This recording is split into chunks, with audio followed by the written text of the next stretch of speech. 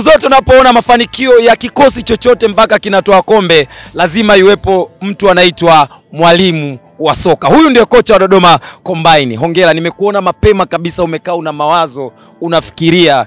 Ulikuwa unawaza nini hadi hiki kimetokea? Mwanzo nimekufuatilia sana.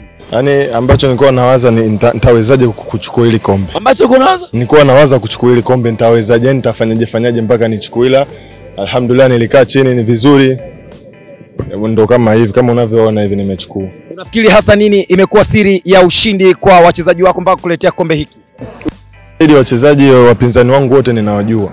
Kwa hiyo ndio maana umeona na timu yangu ambayo ilikuwa inacheza walikuwa wananisikiliza vizuri, na hao wengine kwa sababu ninawajua, kwa hiyo ilikuwa ni swala jepesi sana kwangu. Unafikiri jambo hili linavutia na unaweza kuambia chochote SportPesa ambao ndio wamedhamini hii Shabiki Cup?